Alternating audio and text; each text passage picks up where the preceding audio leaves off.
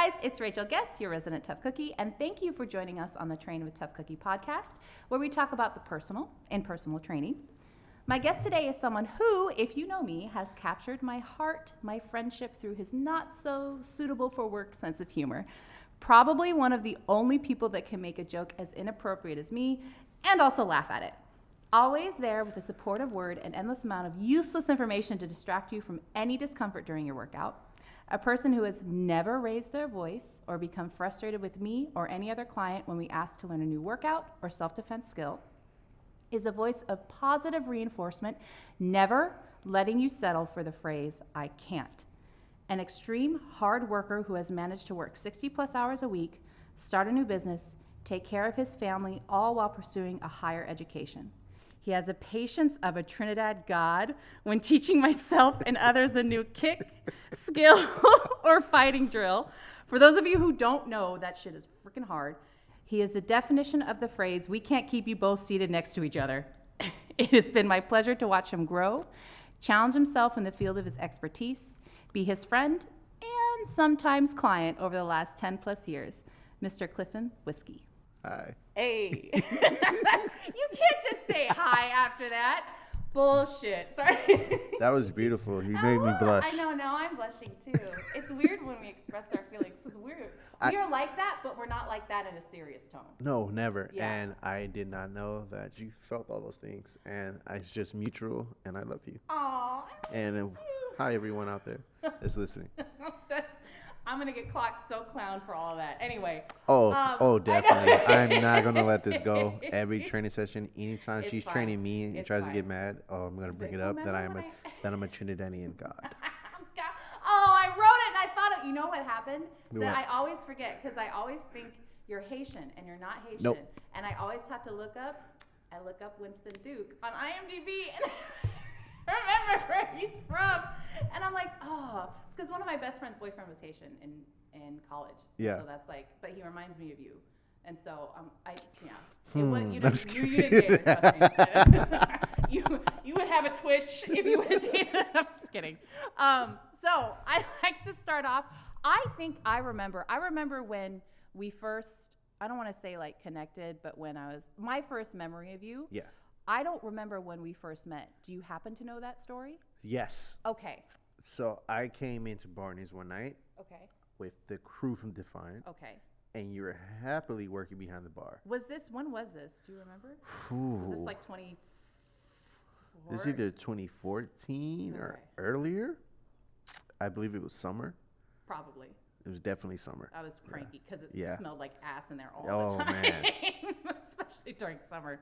And then the next time that I really met you was the time, I believe it was you, Core, and was it Talani? Sure. I don't know. I don't remember. Came to the old Defiant, the old gym? I the never train? went to the old gym. No, sorry, that was Eva. Sorry. Oh, I'm not mad at you for confusing me with Eva, but I'm not mad at you for confusing me So with Eva. sorry. I get it though. Back in the day. Okay. Then our second, That's what I'm saying. then our first time was Barney's. Was it Barney's? Yeah. Because my first memory of you, not like my first clear, I mean, obviously we had met before, but my first defining clear memory of you is, and again, I preface this with like, I used to drink a lot, so Yeah. I'm sure we met beforehand, but you came in and it was like 10 o'clock, it was late at night and some of the Defiant guys were still there and you just stopped by and said hi. And I was like, oh, do you want a drink? And you were like, no, I'm working, Yeah. you idiot. I'm like, oh, okay, never mind. So that's when Yes. we actually officially began to know each other. That's true, because if you worked at Barney's, everybody became friends with everybody, Yes. whether you wanted to or not. Whether you want Yeah. to or not. Okay. So that was the first time, like, I think we've met each other a couple times Of before course, that. yeah. But that was the time, like, we were Yeah. now. Like now I know you. And then, like, you freaked out because it's like, wait, why are you coming behind the bar? And you're like, what are you doing here? And then I'm just like, I'm I working work here. You sure, Whiskey? Because people could have just. No, actually, no, I wasn't behind the bar yet. I was still doing security. So, no, That's I what showed I up. remember. Yes. So you were doing security. I was doing security, so I just showed up to work the door that day. God. Yeah. Okay. I mean, you're the second person I've had on the podcast that I used to physically work with. Yeah. But when was the first time that I mean, and I say that only prefacing that it wasn't the people that I disliked in that building. It was just that building in general. And it just, we'll get into how depressing it can get. But when was the first, because the last time I remember working out, or one of the first times I remember working out at Defiant, because those of us who know the podcast know that I run marathons and I'll do all this crazy, stupid stuff. Yeah. Somehow, I don't know how we started talking about it. Maybe Danny brought me, or Danny brought you. Danny asked you, and then we worked out that first time. Yeah. But then my defining memory is the time you were doing your new 30-day challenge. Yeah. And so it was a 30 days of Muay Thai. That was leading up to your marathon run. That was the worst idea in the world. Looking back on it, it was the best, and it was the most fun because it was not only did we get to, what is that right when I say practice Muay Thai? What do I say? Train Muay Thai. Yeah. And it was everything. First, it was everything all at once, and it was terrifying because I'm like, oh, I took 3 years of karate. I must know everything. And I mean, it's no, don't say that because it screwed up my kicks for my entire life. Well, yeah. No. Yes. No. Okay. No. It's just adjusting to the new form of kick that you had to do. It didn't mess up your kicks. It actually helps you because you still have some mobility. Yes. My old ass has some your own mobility. Instead of having none, you still have your own. So. But I remember doing that. So we did 30 days in a row, and Eunice, hi, shout out to Eunice, was doing meal prepping services at that time too. Yes. So she came with us every now and then. And honest, she's the one that took this. There's this photo of me go way back down on my Instagram page where I was like, oh wow, I actually have muscles-ish when the light hits them right. And I'm hitting the bag at the right moment. I was like, oh wow, I look badass. So it was one of those things that with your coaching was another thing that inspired me to I don't want to say take my fitness to a new level, but it was another challenge that wasn't like just adding weight to a bar. Yeah. It was doing something completely different. And brand new, so it's so foreign to you. But you took to it like a champ. I think it's because it's a lot of the mental stuff. Yeah. It's like with dance. With dance, you have to figure out what your next step is, and you have to think ahead, but also be present in the moment. And along with Muay Thai, when you're fighting, and also when you're involving someone else in your workout. Yeah. You have to be present in your body, but also be aware of someone else's. Yes. That's so fucking challenging. Yeah. It's definitely harder in the ring. Yeah. Oh. Like the pad work and all that in the gym. Yeah. It's totally different. It's insane. So how did you get started? Let's take it all the way back. All the way back? We're going to take it all the way back. Wow. I mean, you can kind of touch on stuff. Anything you don't want to touch on is fine. But then you can touch on mainly I want to touch on how did you start teaching? Okay. So my thing is, I started way back, when I was in a 10th grader or younger than that. So I started first with karate. And now when we say karate, is there different, this is stupid. There's a bunch of different types of karate. Yeah. There's different styles, and then my karate was the style in itself very different by the way it was taught. Okay. I went to one of the rare all black karate schools. That's kind in of Los Angeles. Yeah. Okay. That's kind of back then really cool. they're known as Black Kippo Karate Association, so Okay. BKKA. I started. Yeah, they were a branch off of BKF. So if you ever watch Enter the Dragon and you see Jim Kelly go to the school with the. Okay, so. You never seen it, huh? I've seen parts of it, and what's so sad is one of my mentors. She was a Bruce Lee fanatic, and rightfully so. He had a lot of wise words to say. I used to drink a lot, and I remember a lot of what happened. Yeah, I've seen it, so I have seen it. Yeah. So it's just a scene where he goes to a school and it's just all black guys with afros, and and they were called the BKF, and now sorry, not BKF, BFM, and that is the branch that my guys were from. Holy and so crap. it was less more say it was less Karate Kid version of karate and more so if you just picture that Karate Kid and Boys in the Hood had a baby. Okay. That is the Okay. first. That is I the, mean, that's a very painted picture. So I love my teachers, but Yes. I always was taught coming from there, like we used to train and then we sparred. Yes. And then when we sparred is what I attribute now to what was kickboxing before I knew what kickboxing was. Okay. So when I trained with them, when we competed, we did karate point sparring. So it's like one hit, stop. Yeah. And that's One with hit, pads stop. and Yeah. stuff. Okay. When I trained with them, we still had pads on, but it was like more continuous. Mm-hmm. And what I found later on in my journey, I find out when I'm older that literally we're just sparring kickboxing pretty much. Oh, okay. But with them, like, we always got taught, like, if any altercation lasts longer than 10 seconds, you're doing it wrong. I mean, If it was this is the first time I experienced getting, like, dropped by a grown man. really? So let me take it back. Okay. So they taught us discipline. Yes. They taught us Of how to course. fight. Yeah. We learned all the Kempo karate techniques and everything by the book. So we knew our katas, we had everything down packed, but we also learned how to fight. Yeah. Like we fought. Okay. I had one grandmaster that literally kicked us through walls. Oh. I've had one time when I'm thinking I'm getting the best of them, I get hit. Yep. I'm bleeding on the floor. I get thrown a towel and told to wipe my blood off their mat. Yeah. So my version of coming up with martial arts is like, it wasn't the cookie cutter like karate at the mall type of. Yeah. Yeah. Type of. Not that there's anything wrong There's nothing with wrong that. with that. There's nothing wrong with like your Yes. kid getting like Yes. oh, you pay this much money, you get this belt. Mine Yes. didn't work that way. Yeah. If you didn't Yeah. pass, and then you had to spar each test. If you didn't pass, you didn't. You had to pay, but you didn't get your belt. Yeah. Like it, and I cherish that upbringing from Yeah. them because Yeah. it taught me a lot, especially taught me how to be a man. Absolutely. And then from there, it's high school, going up. Now it's like I'm in my 20s. It's college, like karate. Honestly, it's so the reason why I got away from that is like the MMA is getting very popular. Yes. And then like one of some of my teachers, they fought in the first UFCs, but they were from the old school mindset where they would never fight on the ground. Like jiu-jitsu, didn't believe in it.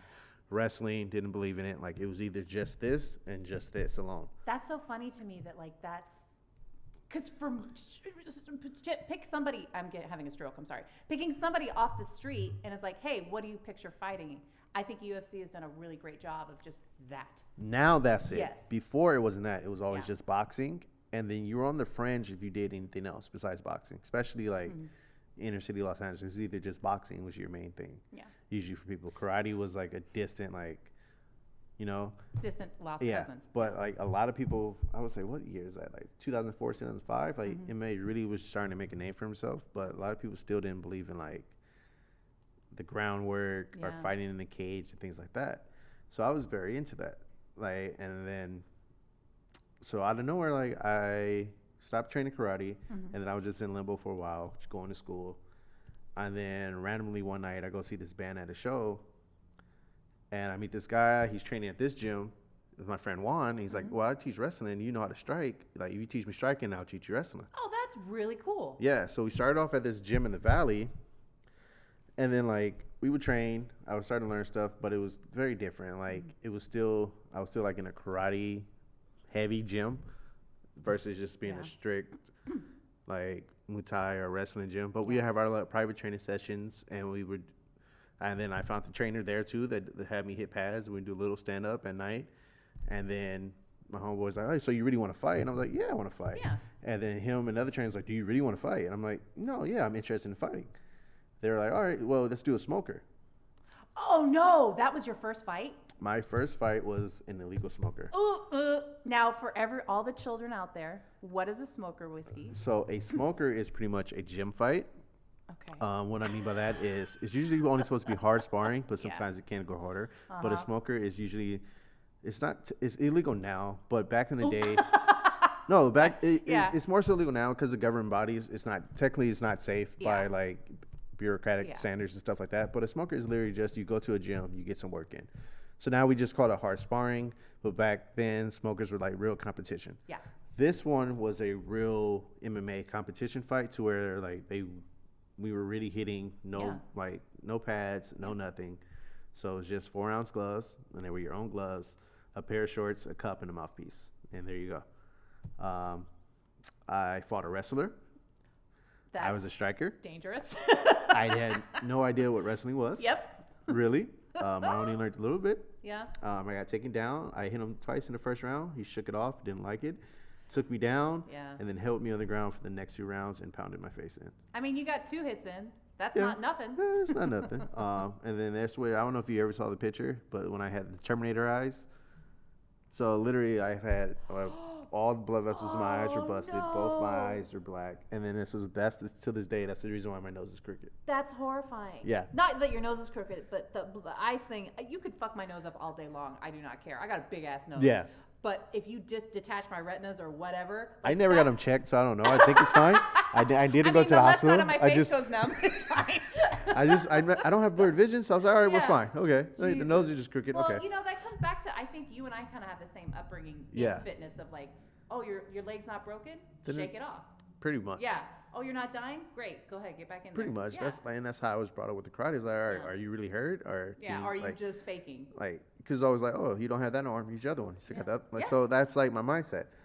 And then they were like, well, after that fight, they were like, well, at least you're brave enough to get in there. Like, do you really want to take this serious? And I was like, well, yeah. Okay. Yeah. And then around that time, that's where I met Marcos. Hell yeah. Because he was coming to train with Juan a little bit. And then Marcos brought me over to Defiant in Burbank, and then Yeah. that's where I met Daniel.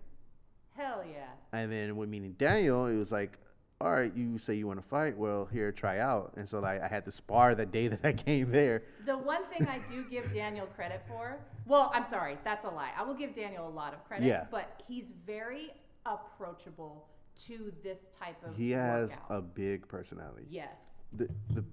And honestly, every guy that I've met in the fight game, everyone usually has, for the most part that I've met, everybody has a big personality. Yeah. My friend Juan has the hugest personality Yeah. that I've ever known.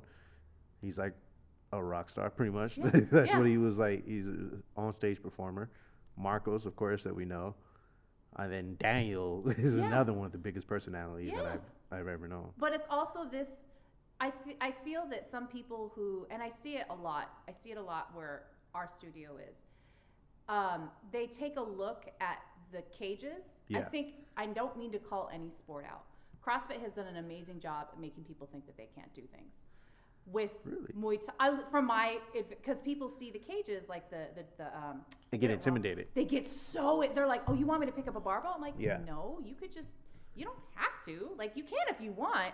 But with gyms like Defiant and like with Marco's Training Academy and everything else, it's very like, okay, if you've never punched somebody in your entire life, I don't give a shit. No. You can just do what you can. No, you And it's can- that vibe. I sound so old when I say that. That atmosphere that they create and that a lot of fighters and a lot of trainers put out there is so amazing, because you could we've worked with some people recently who you would never think could, I don't want to use the phrase could do anything, but are like, oh, I could never do that. And we're like, oh, I don't care. Come in, try it out. I think it's because anyone can learn how to Yeah. use their body and Yeah. throw punches. Yeah. Now, not anyone can fight, but those are Well, two, yeah, those are two different things, though. I But- could run away. Yeah, but being able to use your body, this Yeah. is a natural thing. So I think our approaches to it, like anyone can technically learn. Yeah. You can learn. This is not something that now it's take years of practice to get good. Yes, but Yeah. we're very patient just because the basics is something that I can teach you in 20 minutes. Yeah. Would it be perfect? No. But would you get a gist of the idea of how to do something? Yes. Yeah. So I think it's like yoga. It's like that's a lie. It's like an ongoing battle of you're never gonna get it. I don't know. perfect. Yoga's the Oh. hard. Honestly, I don't know either, but I can assume. yoga is one of the hardest things I've tried. Besides, Yeah. I didn't think it would be that hard when I did it, but I think I made a mistake in my first class being in like hot yoga. That was your first yoga class? Yeah. Was hot yoga? Yeah, That's disgusting. it was bad, and it wasn't like beginner yoga. That's so the thing. it was like you have to pay attention to that. Yeah. And I didn't. I went with my job, and it was like, yeah, we're gonna do this class, and like, Oh, okay. so you did it recently? No, No.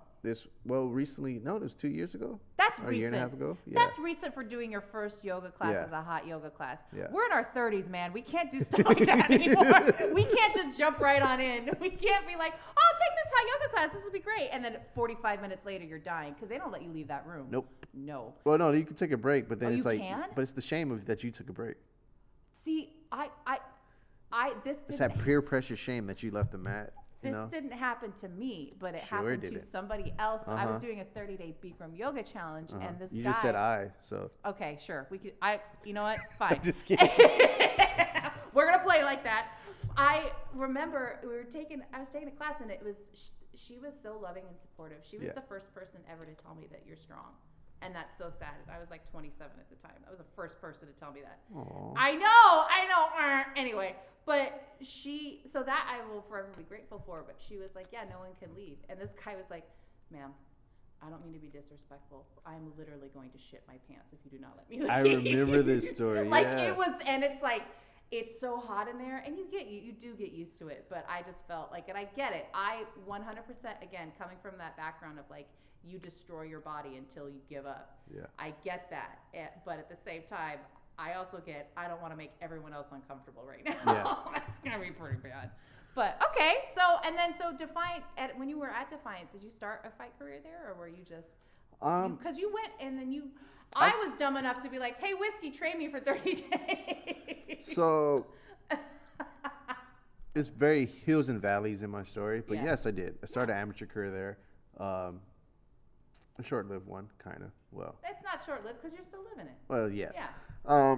So there, I started actually having a real training regimen, having a real group of guys to train with. Question. Yes. So when you were like, hey, because you did want to try this fighting thing. Yeah. So when I had the first fight, it wasn't like a structured.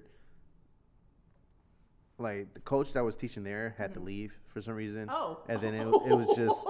Okay. It was just sporadic, like the training schedule at that gym that I would not name. Just it wasn't like it wasn't cohesive. Yeah.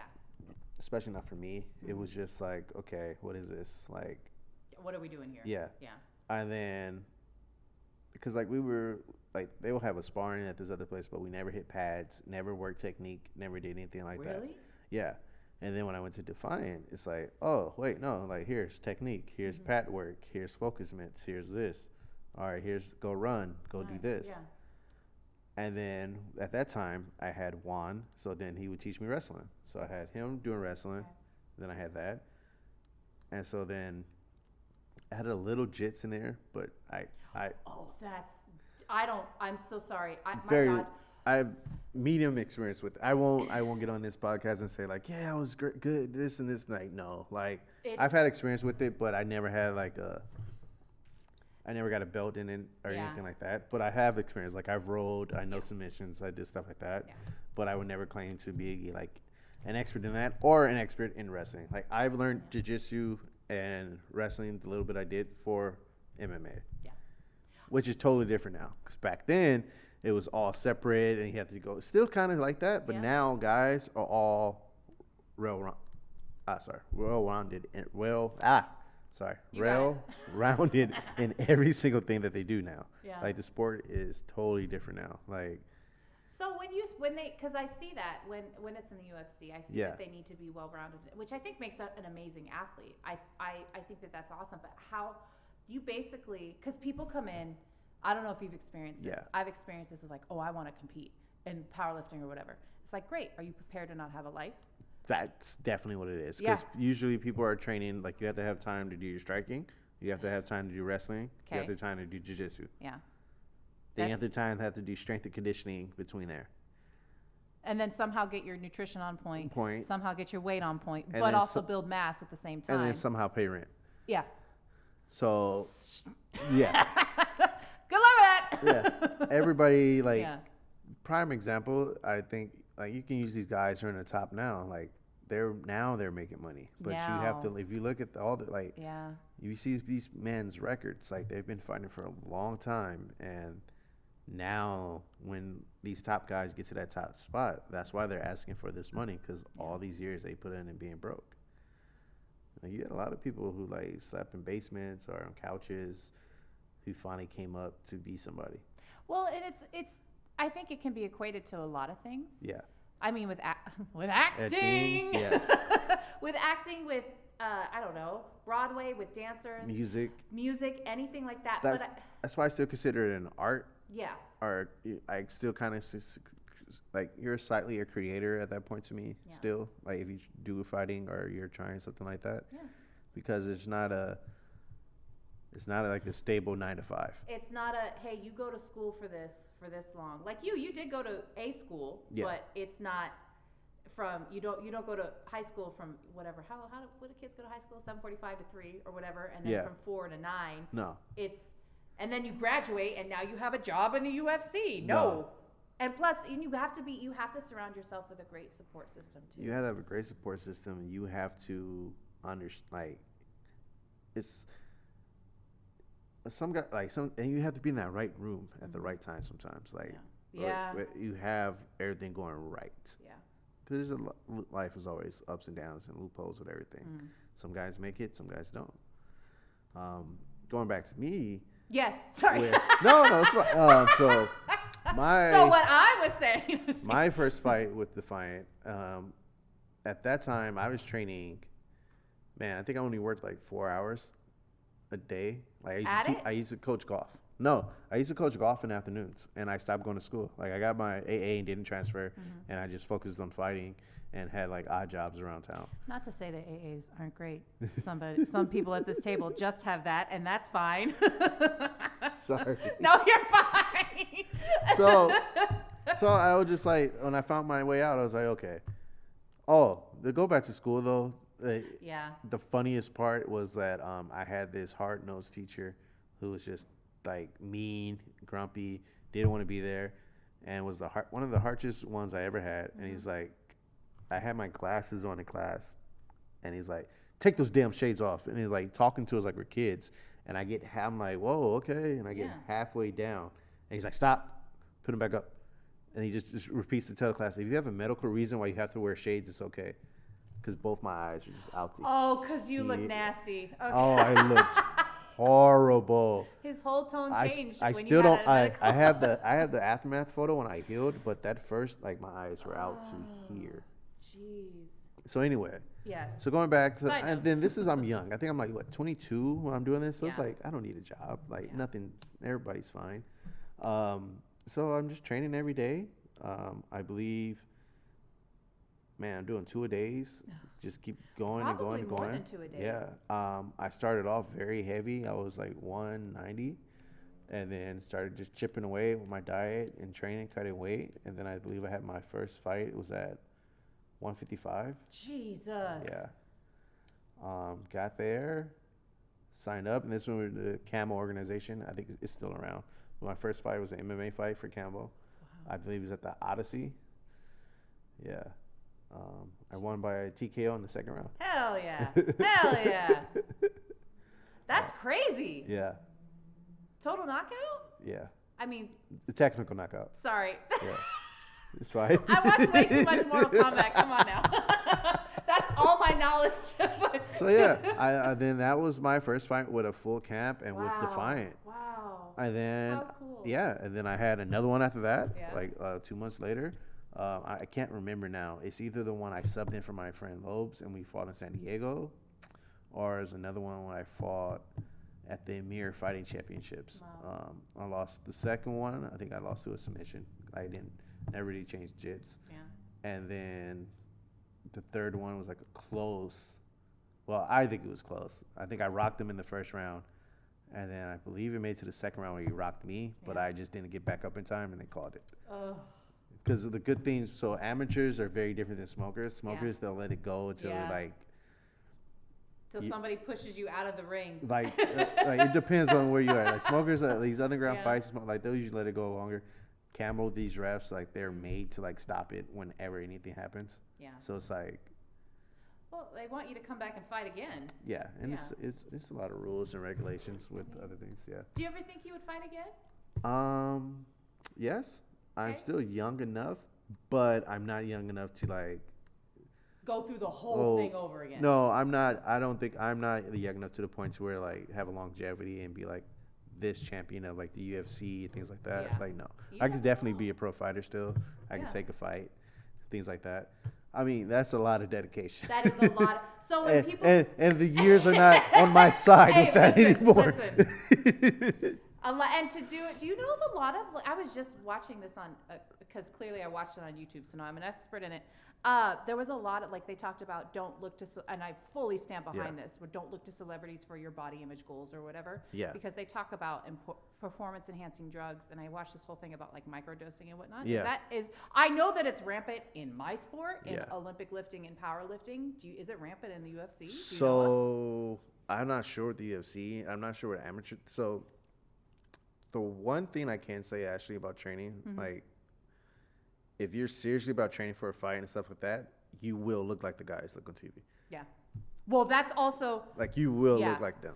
again, So now, has there been like dudes that use drugs and sports Yeah. enhancement things? Of course. I Yeah. mean, do I know anyone personally? No. But is it rampant? I'm not sure. I think it's with any sport that anyone does it. I know the UFC has a whole USADA thing, so they made it super hard for their guys to do it. There's a bunch of other organizations that I don't know they follow the same suit, because UFC is just one organization, and they're just the top one technically. Yeah. But there's a bunch of other ones. You can fight for Bellator. You can fight Oh, that's one right. I keep FC. forgetting about that. Okay. There's so many other organizations out there, and then California has their own. Oh, they do? Yeah, you can Oh. fight for CXF. California has a lot of its own everything. So you just the easiest way I break it down for people who aren't really familiar is just think of, actually any other sport. So you have like Yeah. basketball has a G League, baseball has the minor leagues. So just think of UFC's the biggest now, so they're the major league. UFC and Bellator, they're the major leagues. Iron One FC is up there too. Everything else is just, you could just say they're minor leagues. But every state, especially almost every state, has their own governing body organization. That makes And then California has their own governing body of sports here. Yeah. So you have to get your license in each place that you go. To fight. Yeah. Okay. So even as an amateur, I had to get a fight license. So what that entailed Oh was, my God, I didn't even realize that. yeah, sorry, I left No, that that's totally out. okay. So yeah, you have to get a full physical. That makes sense. You have to- Physicals, drug tests and all that crap. No, right? they don't No? test drugs actually. Oh. But you Oh, have to get hey. you have to Sorry. have a full SCI panel, herpes panel, skin surface panel, hepatitis panel, things like that. Yeah. Be cleared from a doctor to be able to do it, and pay your registration fee. Oh, yeah, that's Yeah. right. Oh, well, that's pretty And then you cool. get a little card Yeah. That you get to or carry around. a thing online. So you have like paperwork saying Yeah. that this is your fight license or whatever. Well, I have my CPR card, Yeah. so. and then when you, so this is the difference between smokers and regulated fights is there are promoters there, he's Yeah. throwing the fight, the promoter has to have insurance, the promoter has to have you have to have EMTs there, so you have to have an ambulance there ready in case someone gets hurt. You have to have a venue, and then you have to have one of the governing bodies there. So I believe, damn, I can't remember the name right now. So there's two different ones. You have not CSAC.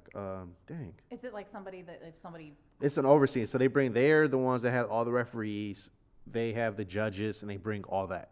wow. So this okay. is a governing body. So they bring all that, and they have a doctor. So Yeah. whereas a fighter, you bring your paperwork that you're signed up for. The doctor gives you a checkup there at the fight. Then you weigh in, and then with amateurs, you weigh in the same day. Pros, they get to weigh in the day before they fight. So they do that with amateurs to keep you from cutting too much weight. And that's a whole nother story. That I we was get just into gonna weight say, cutting. so the one thing I did want to talk about and touch on is it, like with any sport, Yeah. the reason that we can talk more and more about it, and as much as you want to talk about it,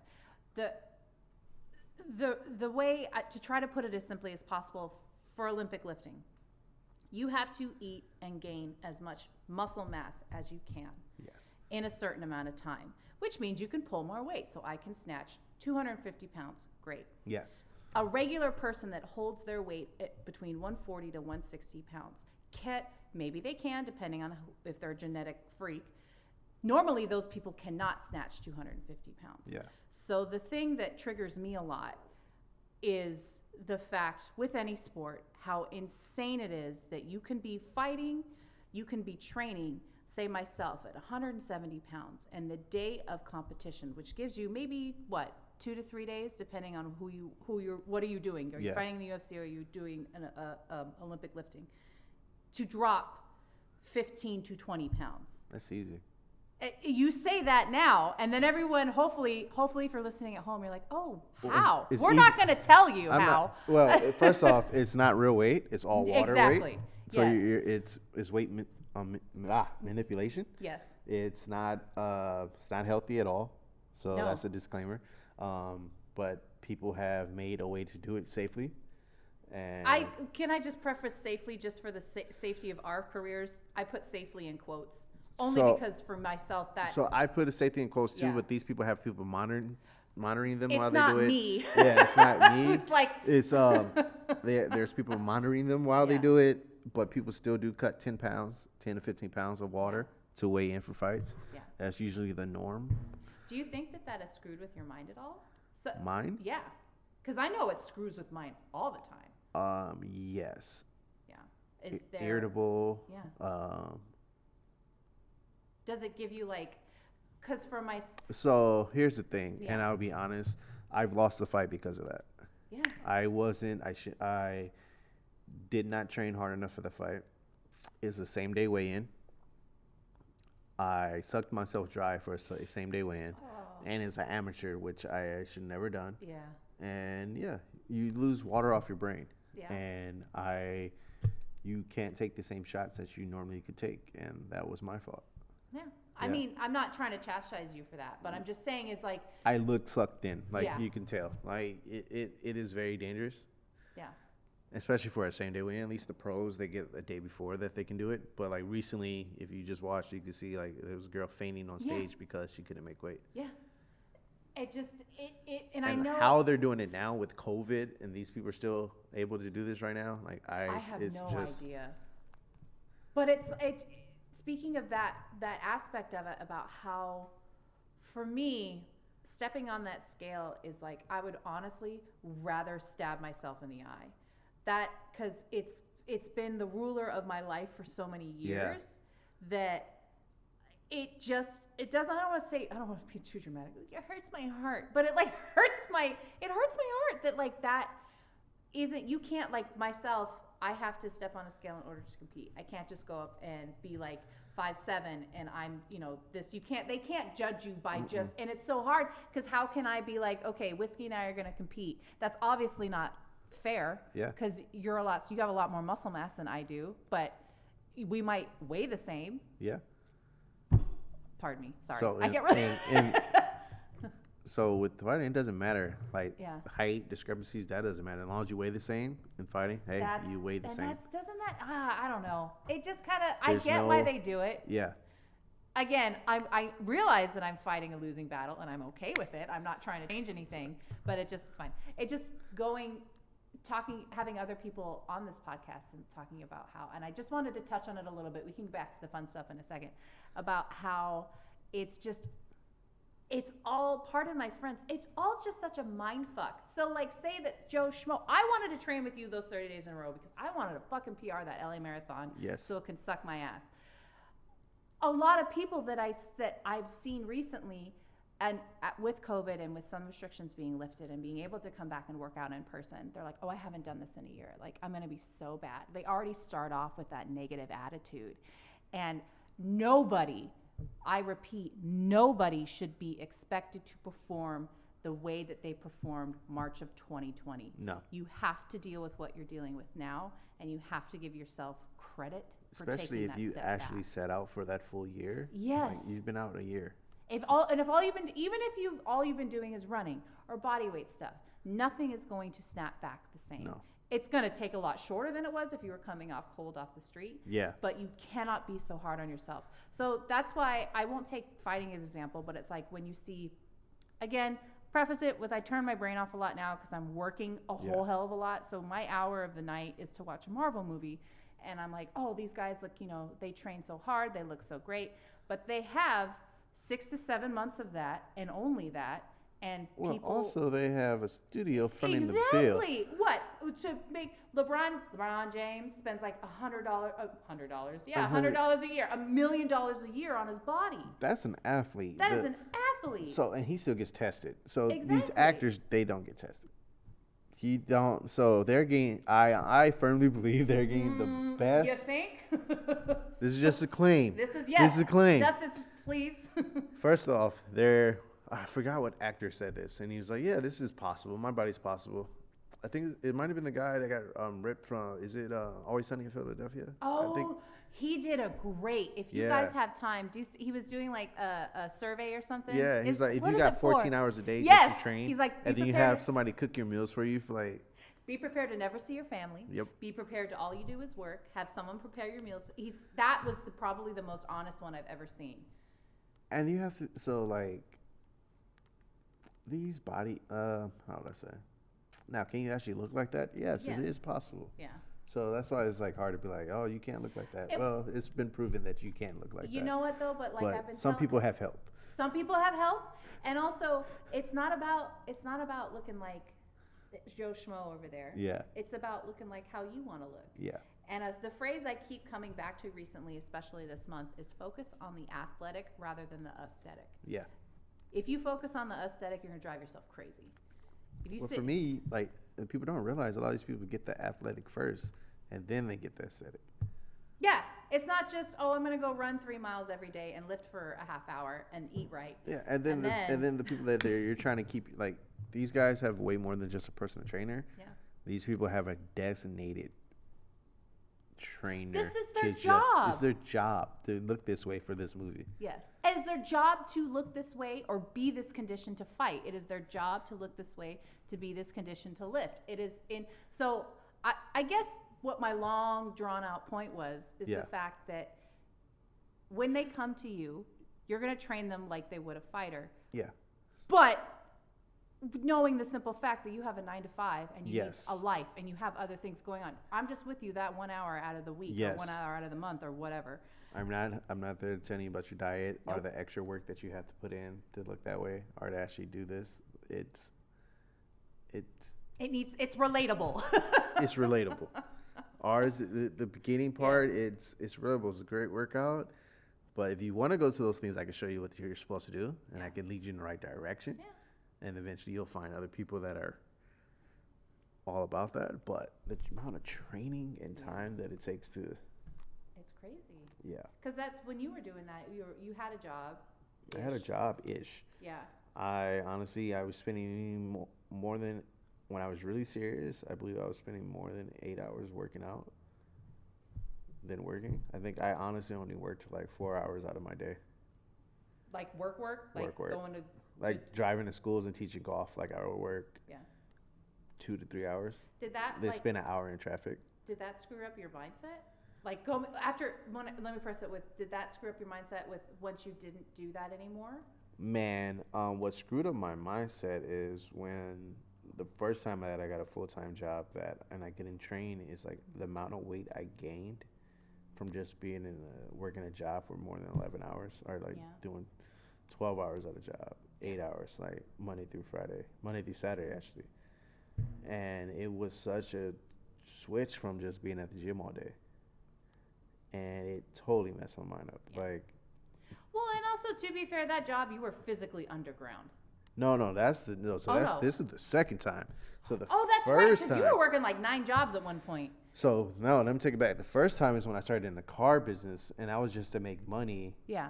At that time, and I wasn't really fighting at that time, and I was like, okay, let's make some money. Like, all right, here's a job, and then that took more time away from training, because I was trying to get good at this job to make this money, and then I'm making more money than I was making while I was just teaching golf and just training. Yeah. But then slowly that pulled me away from the gym. And with my personality as how I'm built, I had to learn this by growing up, is that I was not able to sustain both. Yeah. And that's just how I'm built, and now I know that. Mm-hmm. And also that's plus trying to give yourself to certain relationships in your life that take away from your training as well. Oh yeah, that's right. We have to like build relationships and stuff. Yeah. We can't just hang out with the people that we work with. Yeah. So that's like having an intimate relationship with this girl and being in a relationship. Now that draws away. Now it's time. But then after that, I stopped, went back, was training, took a fight, lost a decision. And then this time, what took me away was I had to work again, but now it's like more serious. Yeah. Like my grandmother was sick now, my mother was sick. So now it's like, okay, now it's not about just being about me, making money for me, just doing what I need to do for me. I have to take care of the two other people right now.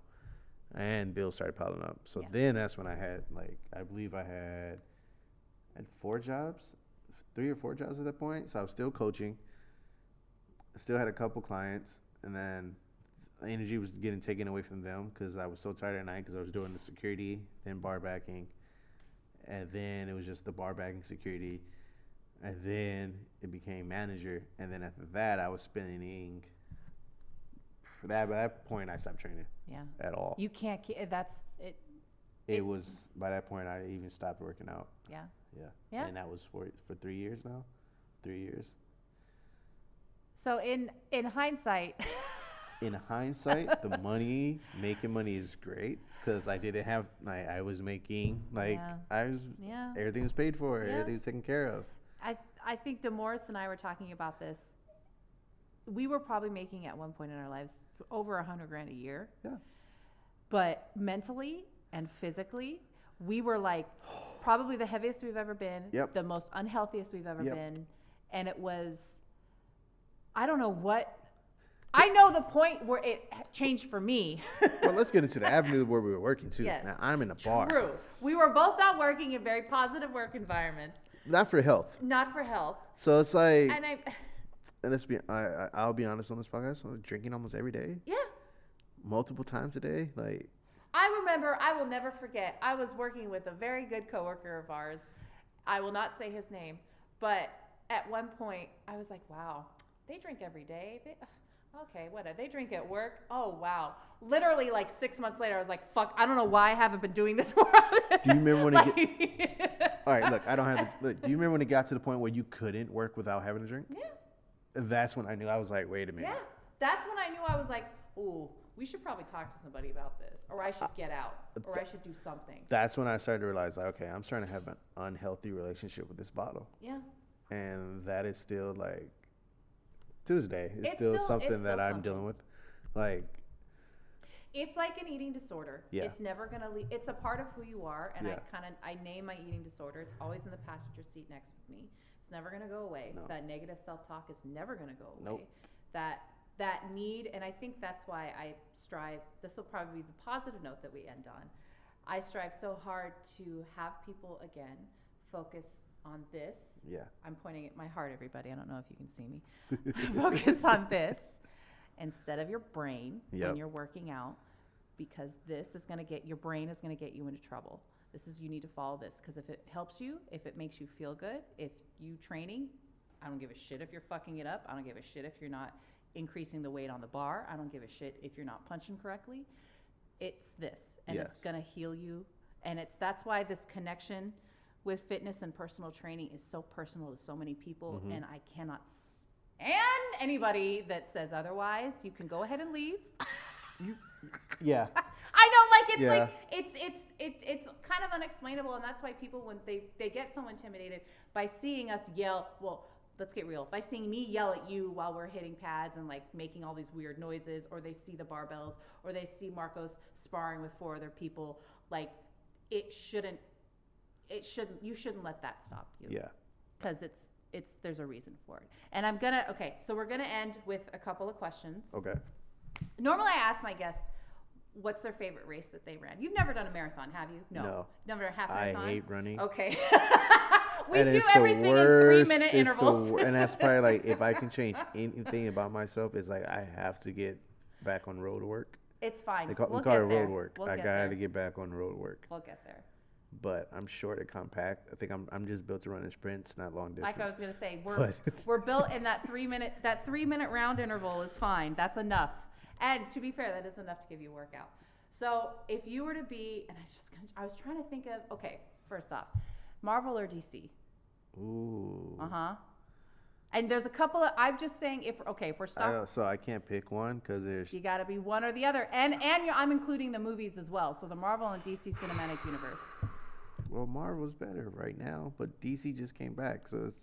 No, DC didn't just come back. Just because Zack Snyder jerked off into a television for about 4.5 hours doesn't make it a good movie. That's what editing does. Well. Everyone's about to send me so much hate mail. Yeah, because that was great. So I don't know, but if we're going to that, the lineage right now is still Marvel. And to be fair, Marvel has been in the game a little bit longer. And they kind of crafted it a little bit longer and better, I think, than DC did. No, DC's been around longer. Oh, yeah, right. Michael Keaton, huh? Uh-huh. Hell yeah. Well, he is Batman, by the way. There's been a lot of bad Marvel movies before they got good. That's true. Yeah, okay. Well, okay, so we're going to talk about this after. Speaking about that, if you could be any Marvel superhero, cinematic or comic book, which one would you be? If we're going Marvel, it would be Hulk. If we go DC, it's Batman. Why does everyone pick Batman? I don't understand that. Because he's a regular human. And That's he's rich. And he's rich, bitch. Why does everybody want to be an orphan? Well, I know why you want to be Hulk. Because I would win every competition ever. Pretty much. But I will never get my Spanish teacher, Mr. Roberts, in 10th grade. That was the argument that everybody said. Oh, he's just a regular dude. Yeah, but then he gets this. Doesn't he have that suit like Ben Affleck had, that big old one? He has money, so he has everything. He got money. He has everything he ever wants. Okay. He's pretty much Iron Man if it was Marvel. Okay. Now that you said that, we're gonna talk outside. Whiskey, where can they find you on Instagram if you want to give out any of your social stuff? They can find me at TO Whiskey on Instagram. Okay. Tito or Tio? Uncle. I always want to say Tito like the vodka, and I know that's probably some subliminal connection that you and I have. I will be changing that soon. Yes, that's fine. But they can also find you at Tough Cookie. Yes. So if you follow my stories, I always tag Whiskey and everything, and you'll see him kicking my ass all the time. Yeah, that's it. Anything else you want to say before you head out? No, I think that's it. Well, thank you. That was an hour? Sure.